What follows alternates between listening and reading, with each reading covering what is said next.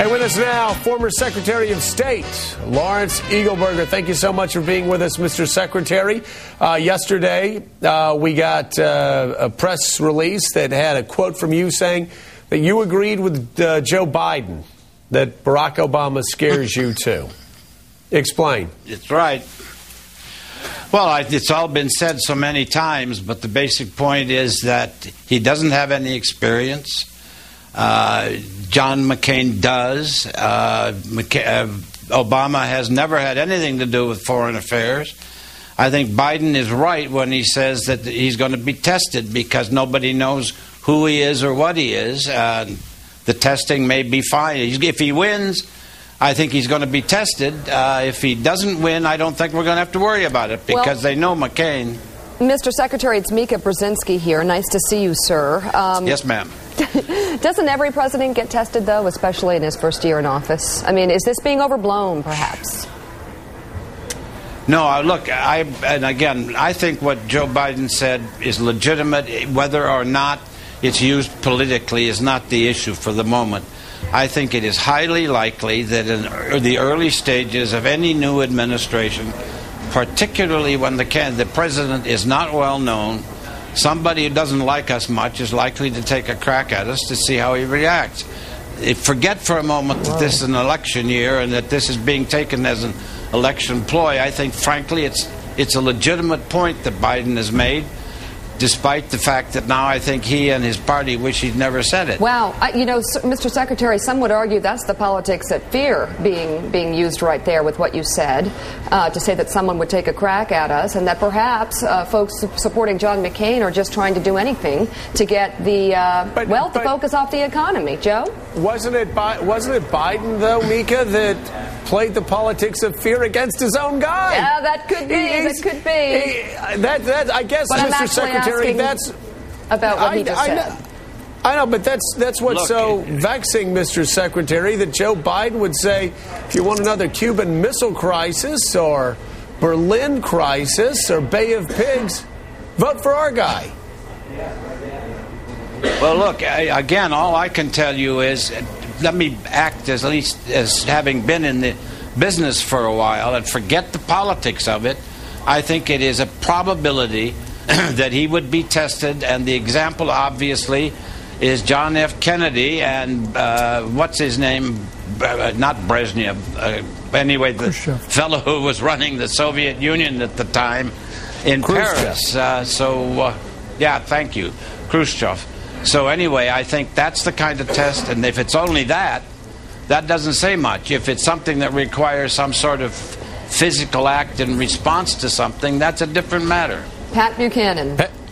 Yeah, Mr. Secretary, I would gather you're a friend and colleague of General Powell's, who has been in the national security apparatus high up in the United States since the late Reagan years.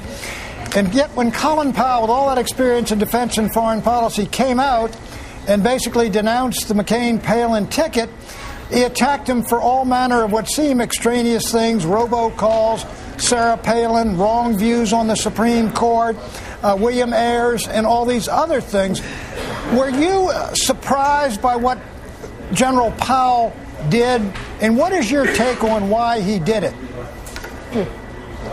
The last question is I can't answer that. I do know, Pat, that that Powell and President Bush, by the end of that first term, were not particularly friendly. So there's a background there. Having said that, I was surprised, first of all, when he went on television. It was either that was planned ahead of time, let's face it.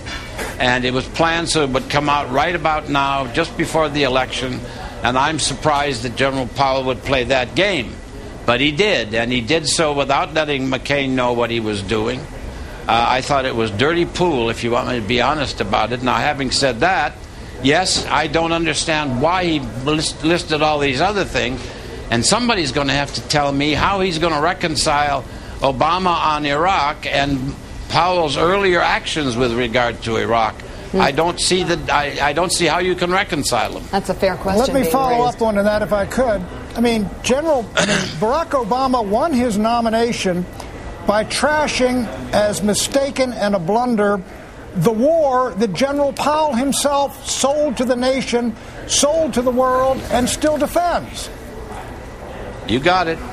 What can I say, Pat, other than you are absolutely correct, and I don't like the way in which this has all been managed. I think, as I said, it's dirty pool, and I'm surprised that the general would let himself be involved in this. All right, Pat, Lawrence O'Donnell has a question. Secretary Eagleburger, Senator Barack Obama has more foreign policy experience, obviously, than any governor in the United States. 2 years on the Armed Services Committee is more than they have.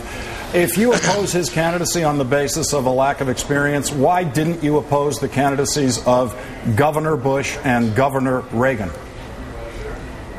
What's the point here? I'm not sure I know what you're saying. That governors have exactly no foreign policy experience, and you have supported the candidacies of Republican governors with zero foreign policy experience to become president, including Governors Bush and Governors Reagan. Senator Obama obviously has more foreign policy experience than they do. Go ahead.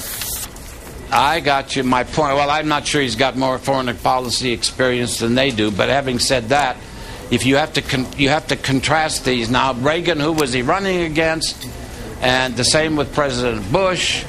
And as far as I'm concerned, under those circumstances, you had to make your decision. They were both on running who you against would people prefer. with more foreign policy experience. Governor Bush had less foreign policy experience than his opponent. So did Governor Reagan. What's your point? Well, what's yours? My point if experience is what counts, why didn't you oppose their candidacy? Come on.